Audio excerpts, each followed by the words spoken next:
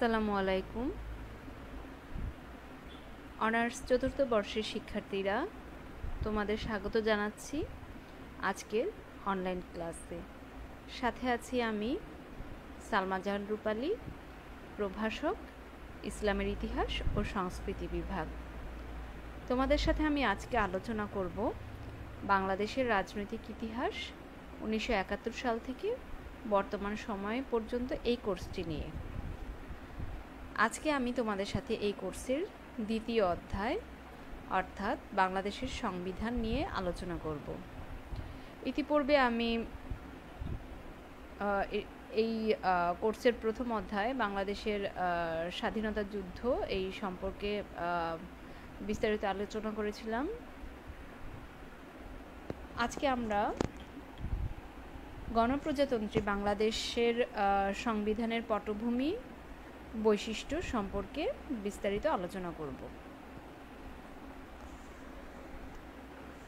আমরা দেখতে পাই আধুনিক রাষ্ট্রে মূলত 4টি পদ্ধতিতে সংবিধান রচিত হয়। সেগুলোর মধ্যে অনুমোদন বা রাজার আদেশের মাধ্যমে, দ্বিতীয়টি হচ্ছে সুপরিকল্পিত রচনার মাধ্যমে, আরেকটি দেখতে পাই বিপ্লবের মাধ্যমে, এবং সর্বশেষটা হচ্ছে ধারাবাহিক বিবর্তনের মাধ্যমে। এই 4টি পদ্ধতিগুলোর মধ্যে দ্বিতীয় পদ্ধতি বা সুপরিকল্পিত রচনার মাধ্যমে দুইভাবে সংবিধান পাওয়া যেতে পারে। একটি হচ্ছে গণপরিষদের মাধ্যমে আর একটি হচ্ছে আইন পরিষদের মাধ্যমে। স্বাধীনতা লাভের পর বাংলাদেশে গণপরিষদের মাধ্যমে পূর্ণাঙ্গ সংবিধান কার্যকর হয় 1972 সালের 16 ডিসেম্বর। কিন্তু এর পূর্বে স্বাধীনতা ঘোষণাকাল বা 1971 সালের 26শে মার্চ থেকে 1972 সালের 16 ডিসেম্বর পর্যন্ত আমরা দুইটি অন্তর্বর্তীকালীন সংবিধান পাই। 1972 সালের 10ই এপ্রিল গণপরিষদের প্রথম অধিবেশন বসে। এই অধিবেশনে 34 সদস্য বিশিষ্ট একটি খসড়া শাসনতন্ত্র প্রণয়ন কমিটি গঠন করা হয়। বাংলাদেশের তৎকালীন আইনমন্ত্রী ডক্টর কামাল হোসেন এই কমিটির চেয়ারম্যান নিযুক্ত হন।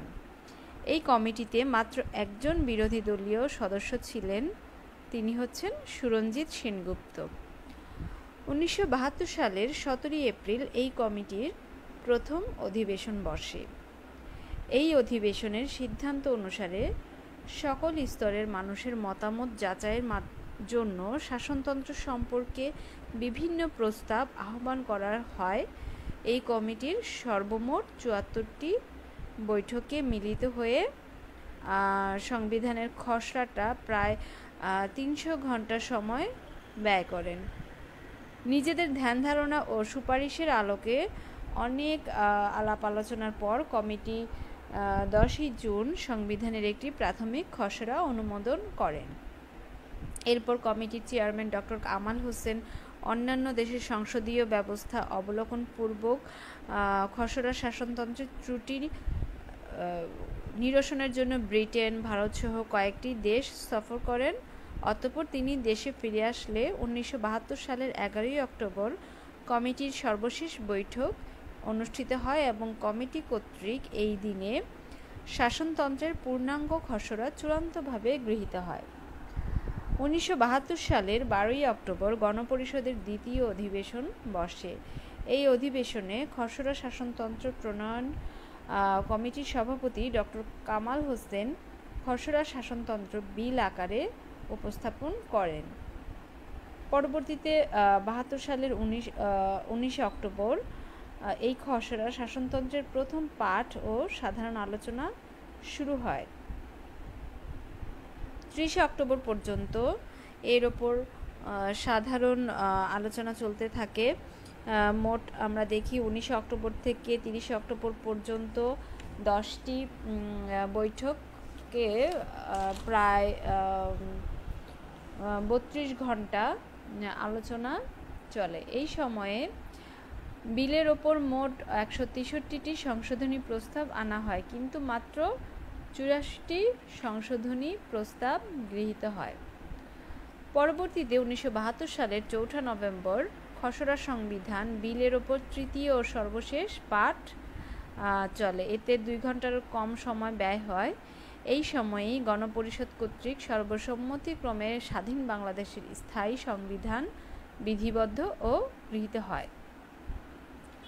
এরপর 14 ও 15 ডিসেম্বর গণপরিষদের একটি আনুষ্ঠানিক অধিবেশন বসে।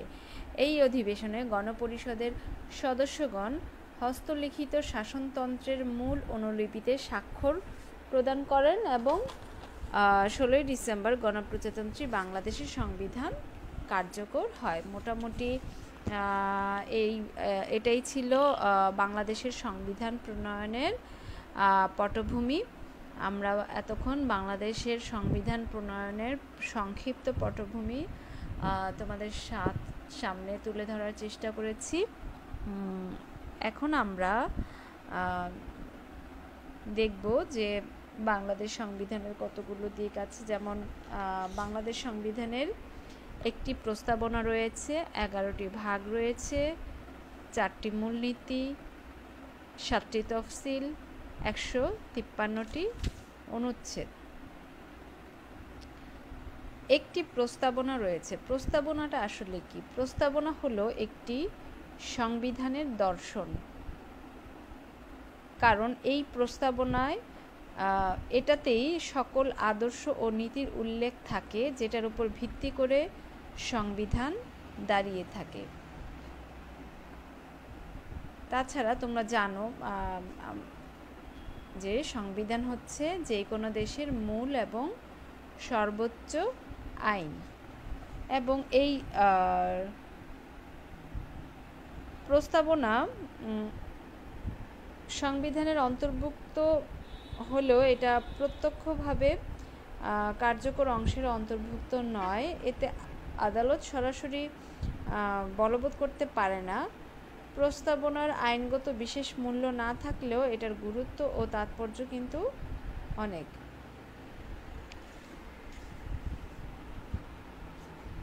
একটি প্রস্তাবনা এবং পরবর্তীতে আমরা দেখছি যে 11টি ভাগ, সংবিধানের যেই 153টি অনুচ্ছেদ রয়েছে, এই 153টি অনুচ্ছেদ মোট 11টা ভাগের বিভক্ত হয়ে বিভিন্ন ধারাগুলো এখানে লিপিবদ্ধ হয়েছে। যেমন প্রথম যে ভাগটা, সংবিধানের প্রথম ভাগে প্রজাতন্ত্র নিয়ে আলোচনা করা হয়েছে। দ্বিতীয় ভাগে আছে রাষ্ট্র পরিচালনার মূলনীতিগুলো।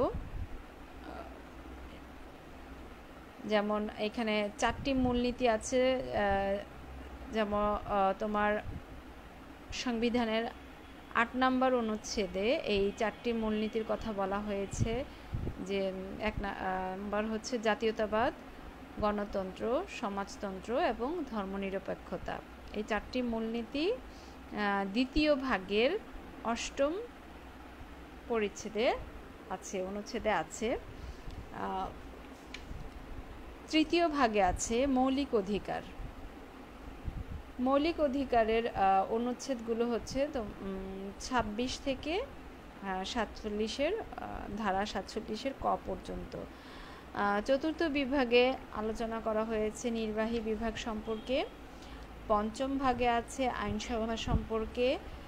ষষ্ঠ ভাগে আছে বিচার বিভাগ সম্পর্কে আলোচনা। সপ্তম ভাগে আছে নির্বাচন। অষ্টম ভাগে আছে মহা হিসাব নিরীক্ষক ও নিয়ন্ত্রক। নবম ভাগে আছে বাংলাদেশের কর্মবিভাগ। দশম ভাগে আছে সংবিধান সংশোধন এবং একাদশ ভাগে বিবিধ। এখানে বিবিধের মধ্যে আছে প্রজাতন্ত্রের সম্পত্তি ও কারবার প্রভৃতি প্রসঙ্গ, নির্বাহী কর্তৃত্ব, চুক্তি, দলিল, তাছাড়া বাংলাদেশের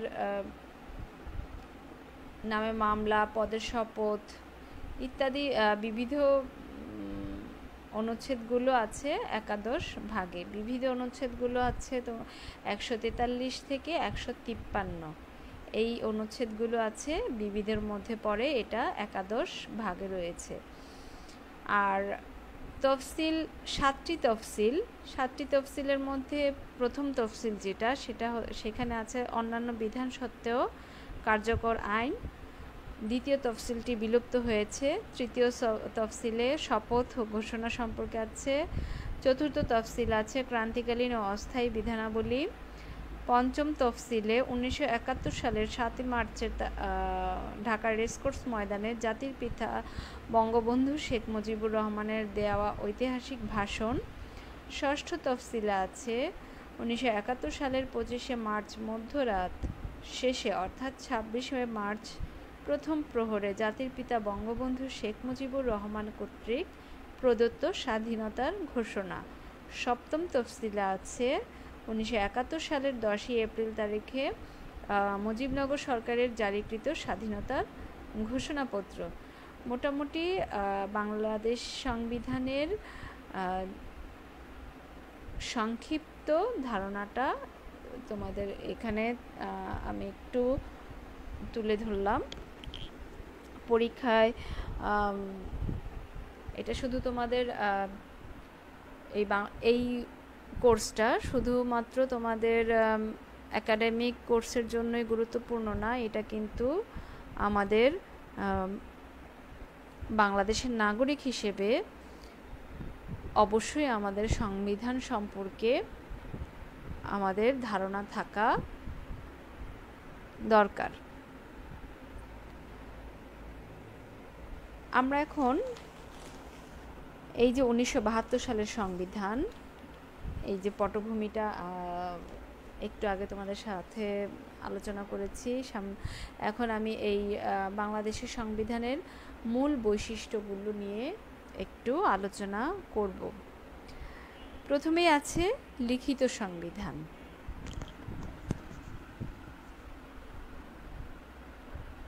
গণপ্রজাতন্ত্রী বাংলাদেশের সংবিধান একটি লিখিত সংবিধান, কারণ এটা একটি বিশেষ দিনে 1972 সালের 4 নভেম্বর গণপরিষদ কর্তৃক পাশ করা হয়। আর লিখিতভাবেই কিন্তু এই সংবিধানে একটি প্রস্তাবনা, 11টা ভাগ, 153টি অনুচ্ছেদ ও 7টি তফসিল রয়েছে।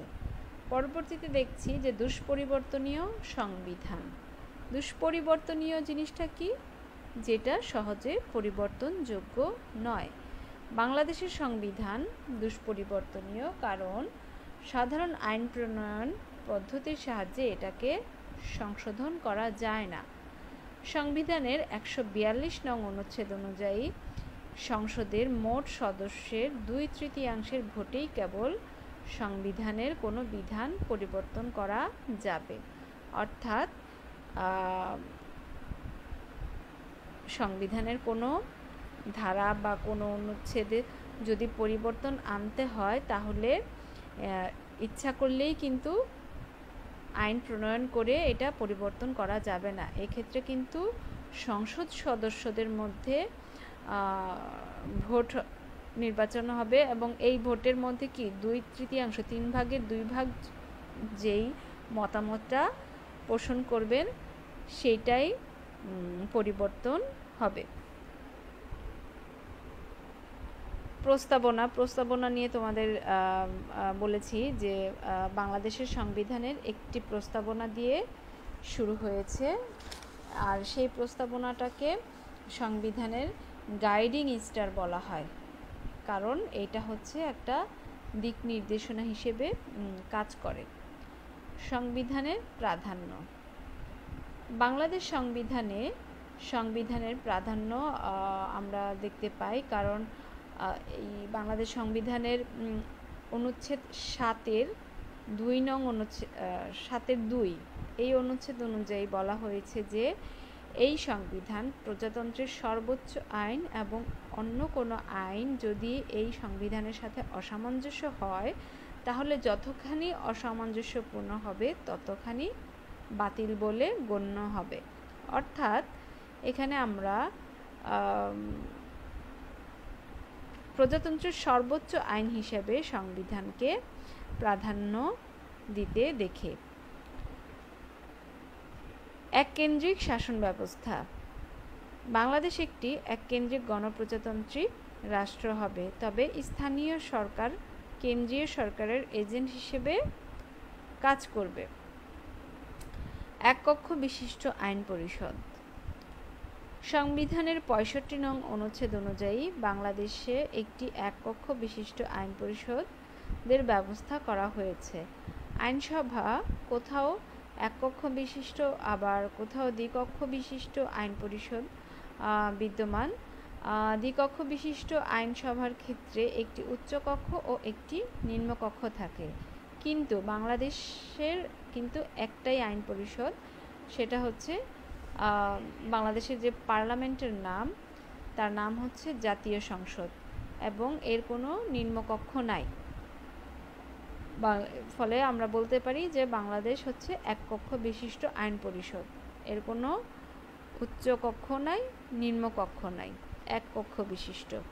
এটাই সমগ্র এই জাতীয় সংসদই সমগ্র দেশের জন্য আইন প্রণয়ন করে।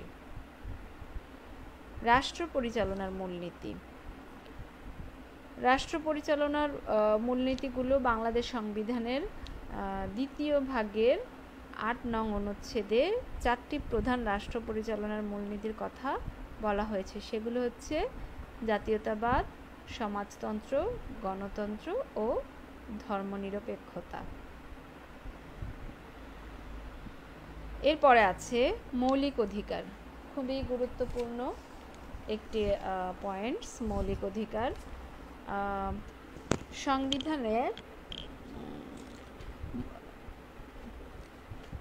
মৌলিক অধিকারগুলো আমাদের অবশ্যই পুরো একদম ভালোভাবে মাথায় রাখতে হবে তোমাদের। এই বাংলাদেশ সংবিধানের ৩য় ভাগে অনুচ্ছেদ ২৬ থেকে ৪৭ ক পর্যন্ত মৌলিক অধিকারগুলো লিপিবদ্ধ আছে, তবে 18টি মৌলিক অধিকার এখানে সন্নিবেশিত করা হয়। এই মৌলিক অধিকার, এই অধিকারগুলোর পরিপন্থী কোনো আইন পাশ করা যাবে না। যদি পাশ করা হয় তাহলে সেগুলো বাতিল বলে গণ্য হবে। এই অধিকারগুলোর অভিভাবক এবং সংরক্ষণকারী হলো সুপ্রিম কোর্ট। এবং এই অনুচ্ছেদের যে মৌলিক অধিকারগুলোর মধ্যে কয়েকটা আমি তোমাদেরকে বলছি, যেমন মৌলিক অধিকারের সাথে অসামঞ্জস্য আইন বাতিল, এটা ২৬ নম্বর অনুচ্ছেদে বলা হয়েছে। আইনের দৃষ্টিতে সমতা, ধর্ম প্রভৃতির কারণে বৈষম্য, সরকারি নিয়োগ লাভে সুযোগের সমতা, বিদেশি খেতাব ইত্যাদি গ্রহণ নিষিদ্ধকরণ, আইনের আশ্রয় লাভের অধিকার, জীবন ও ব্যক্তি স্বাধীনতার অধিকার। এরকম মৌলিক অধিকারগুলো, যেমন গ্রেপ্তার ও আটক সম্পর্কে রক্ষা কবচ, জবরদস্তি ও শ্রম নিষিদ্ধকরণ ৩৪ নম্বর অনুচ্ছেদে আছে। চলাফেরার স্বাধীনতা আছে ৩৬ নম্বর অনুচ্ছেদে। ৩৭ নম্বরে মানে একজন দেশের নাগরিক রাষ্ট্রের নিয়ম নীতি বা কারো যেন চলাচলে ব্যাঘাত না ঘটে, এই ধরনের নিরাপত্তা বজায় রেখে তার চলাফেরা করার স্বাধীনতা রয়েছে। এরকম সমাবেশের স্বাধীনতা, সংগঠনের স্বাধীনতা, চিন্তা ও বিবেকের স্বাধীনতা, ধর্মীয় স্বাধীনতা, সম্পত্তির অধিকার, মোট অনেকগুলো 18টি মৌলিক অধিকার এই সংবিধানের 3য় ভাগে উল্লেখ আছে। পরবর্তীতে আছে মন্ত্রিপরিষদ শাসিত সরকার ব্যবস্থা। মন্ত্রিপরিষদ শাসিত সরকার বলতে এমন এক ধরনের শাসন ব্যবস্থাকে বোঝায় যেখানে দেশের শাসন সংক্রান্ত যাবতীয় ক্ষমতা একদল মন্ত্রিপরিষদের হাতে ন্যস্ত থাকে এবং মন্ত্রিপরিষদ তাদের সকল প্রকার নীতি ও কার্যের জন্য আইন পরিষদের নিকট দায়ী থাকেন। আর রাষ্ট্রপতি এই মন্ত্রিপরিষদের নামমাত্র প্রধান থাকেন। প্রকৃত শাসন ক্ষমতা ব্যবহার করে মন্ত্রিপরিষদ এবং সংবিধানের ৫৫ নম্বর অনুচ্ছেদে মন্ত্রিপরিষদ শাসিত সরকারের বৈশিষ্ট্যগুলো লিপিবদ্ধ করা আছে। বিচার বিভাগের স্বাধীনতা। এটাও কিন্তু সংবিধানের 22 নম্বর অনুচ্ছেদে বলা হয়েছে। এখানে রাষ্ট্র নির্বাহী বিভাগ থেকে বিচার বিভাগ পৃথকীকরণে সচেষ্ট হবে। বিচার বিভাগের স্বাধীনতা এটা 2007 সালের 1 নভেম্বর থেকে বিচার বিভাগ স্বাধীনভাবে, মানে এই আইন বিভাগ থেকে বিচার বিভাগ এটা পৃথক হয়ে গেছে 2007 সালের 1 নভেম্বর থেকে। ন্যায়পাল, পরবর্তী পয়েন্টস হচ্ছে ন্যায়পাল। সংবিধানের 77 নম্বর অনুচ্ছেদে বাংলাদেশের একটি ন্যায়পালের পদ সৃষ্টি করা হয়।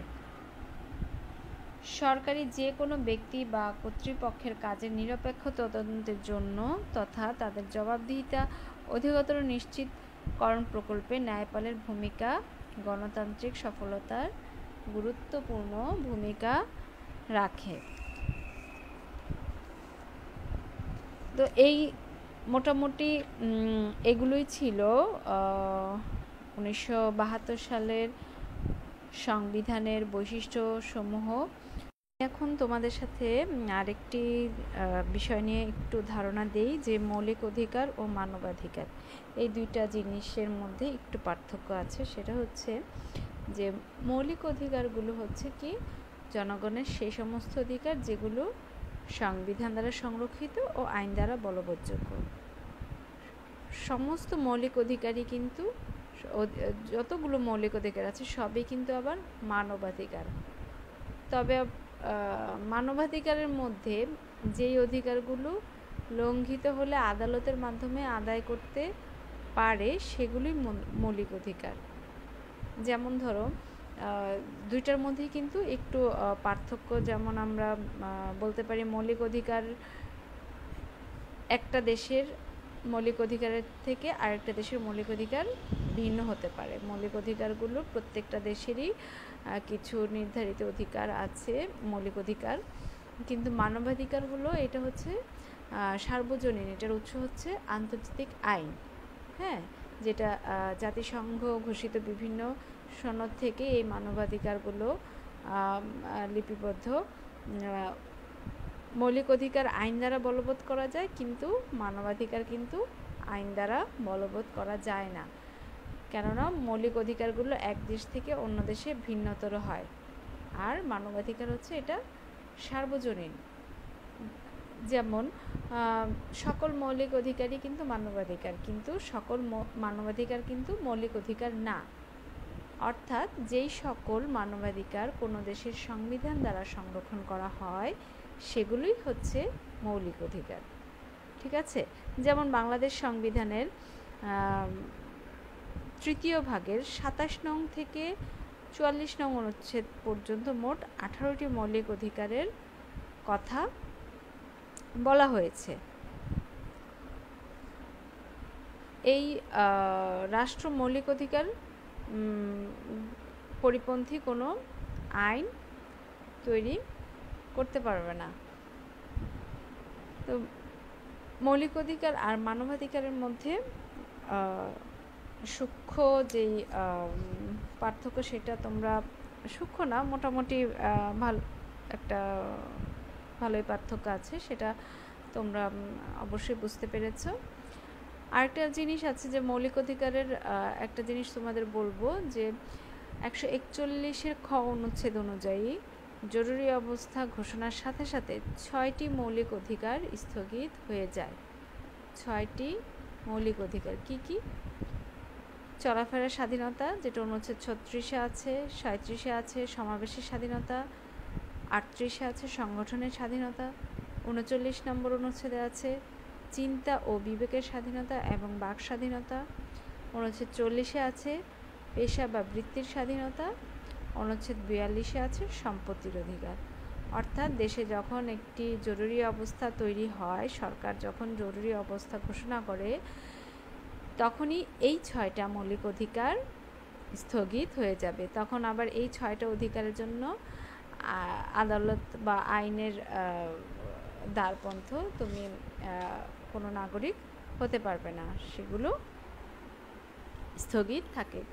যেমন কারফিউ যখন জারি হয়, আমরা ইচ্ছা মতন চলাফেরা করতে পারি না, সমাবেশ করা যাবে না, সংগঠন করা যাবে না, ঠিক আছে।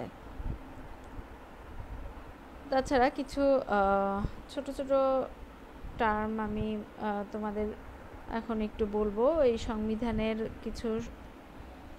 সংবিধানের অধ্যায়টা পড়তে গেলে তোমাদের কিছু শব্দের সাথে পরিচিত হতে হবে, যেমন অধ্যাদেশ। অধ্যাদেশ বলতে কি বোঝায়? রাষ্ট্রপতি নিজে যেই আইন প্রণয়ন করেন সেটাই হচ্ছে অধ্যাদেশ। এটা অনুচ্ছেদ 93 নম্বর অনুচ্ছেদে রয়েছে। হ্যাঁ, অর্ডার। অর্ডার হচ্ছে কি? সংবিধানের অনুপস্থিতিতে রাষ্ট্রপতি কর্তৃক প্রণীত আইনটাই হচ্ছে অর্ডার। অর্থাৎ রাষ্ট্রপতি নিজে যেই আইনটা করবেন সেটা হচ্ছে অধ্যাদেশ, আর রাষ্ট্রপতি কর্তৃক প্রণীত আইন, উনি যেই আইনটা তৈরি করবেন সেটা হচ্ছে অর্ডার। আর বিল হচ্ছে কি? আইনের খসড়া বা প্রস্তাব। অ্যাক্ট বলতে বোঝায় সংসদ কর্তৃক প্রণীত আইন। এটা সংবিধানের 80 নম্বর অনুচ্ছেদে রয়েছে। সংবিধানে নারীর অধিকার, এখানে আমি একটু বলি। বাংলাদেশের সংবিধানে নারীর অধিকার নিশ্চিত করার জন্য কতগুলো বিধান সন্নিবেশিত রয়েছে। এগুলো কিন্তু মৌলিক অধিকারের মধ্যেই আছে। সংবিধানের ধারা যেমন 19-3 অনুচ্ছেদে আছে যে জাতীয় জীবনের সর্বস্তরে মহিলাদের অংশগ্রহণ ও সুযোগের সমতা রাষ্ট্র নিশ্চিত করবেন। হ্যাঁ, এখানে বাংলাদেশ সংবিধানের নারীদের অধিকার সম্পর্কিত যেই অনুচ্ছেদগুলো সেগুলোর আমি বলছি যে তৃতীয় ভাগের মৌলিক অধিকারের মধ্যেই কিন্তু এই যে নারীর অধিকার সম্বলিত যেই অনুচ্ছেদ, সেগুলা অনুচ্ছেদ 27-এ আছে সকল নাগরিক আইনের দৃষ্টিতে সমান এবং আইনের সমান আশ্রয় লাভের অধিকারী। এখানে কিন্তু বলা হয়েছে সকল নাগরিক, অর্থাৎ এখানে শুধু স্পেসিফিকভাবে পুরুষ বা মহিলার কথা বলা হয়নি, সকল নাগরিক। সেহেতু এখানে কিন্তু নারীদেরও বিষয়টা আসবে যে আইনের দৃষ্টিতে সবাই সমান হবে, আইনের সমান আশ্রয় লাভের অধিকারী হবে নারীরাও, পুরুষের পাশাপাশি নারীরাও সমান অধিকার পাবে। অনুচ্ছেদ 28-এর 1-এ বলা হয়েছে যে ধর্ম, গোষ্ঠী, বর্ণ, নারী পুরুষ ভেদে বা জন্মস্থানের কারণে কোনো নাগরিকের প্রতি রাষ্ট্র বৈষম্য প্রদর্শন করবে না। ঠিক আছে, এখানেও কিন্তু নারীর অধিকারের ইঙ্গিতটা চলে আসে। 28-এর 2-এ আছে রাষ্ট্র ও গণজীবনের সর্বস্তরে নারী পুরুষের সমান অধিকার লাভ করবেন। তাহলে এখানে রাষ্ট্র ও গণজীবনের সর্বস্তরেই কিন্তু নারী পুরুষের সমান অধিকারের কথা বলা হয়েছে। তাছাড়া 28-এর 3-এও বলা হয়েছে কেবল ধর্ম, গোষ্ঠী, বর্ণ, নারী পুরুষ ভেদ বা জন্মস্থানের কারণে জনসাধারণের কোনো বিনোদন বা বিশ্রামের স্থানে প্রবেশের কিংবা কোনো শিক্ষা প্রতিষ্ঠানে ভর্তির বিষয়ে কোনো নাগরিককে কোনোরূপ অক্ষমতা, বাধ্যবাধকতা, বাধা বা শর্তের অধীন করা যাবে না। আবার অনুচ্ছেদ 29-এর 1-এ আছে যে প্রজাতন্ত্রে কর্মে নিয়োগ বা পদ লাভের ক্ষেত্রে সকল নাগরিকের জন্য সুযোগের সমতা থাকবে। আবার সংবিধানের 65 নং অনুচ্ছেদের 3 দফায় বলা হয়েছে নারীদের জন্য আসন সংরক্ষিত রাখা হয়েছে এবং এই ধারার অধীনে স্থানীয় শাসন সংক্রান্ত প্রতিষ্ঠানসমূহে নারীর প্রতিনিধিত্ব নিশ্চিত করা হয়েছে। অর্থাৎ এই যে সংবিধানের নারীর অধিকার নিশ্চিত করার জন্য কতগুলো বিধান আমরা দেখলাম। তাহলে মোটামুটি এগুলোই ছিল তোমাদের সাথে আজকের আলোচনার বিষয়। আশা করছি বাংলাদেশ সংবিধানের বৈশিষ্ট্য, পটভূমি এগুলো সম্পর্কে তোমরা মোটামুটি একটা ভালো ধারণা পেয়েছো। আশা করব তোমরা এই ক্লাসের ওপর ভিত্তি করে এই চ্যাপ্টারের ওপর একটি অ্যাসাইনমেন্ট তৈরি করে রাখবে। প্রত্যেকটা ক্লাসের পরেই তোমরা প্রত্যেকটা টপিক, গুরুত্বপূর্ণ টপিকের ওপর যখন বলে দিব সেই টপিকের ওপর তোমরা অবশ্যই অ্যাসাইনমেন্ট তৈরি করবে। এগুলো ইনশাল্লাহ কলেজ খোলার পর এগুলো মূল্যায়নের ব্যবস্থা করব। তো আজকের মতো এখানেই সমাপ্ত ঘোষণা করছি। আশা করছি তোমরা ভালো থাকবে, নিরাপদে থাকবে। আগামী ক্লাস করার জন্য আমন্ত্রণ জানিয়ে আজকের মতো এখানেই, আল্লাহ হাফেজ।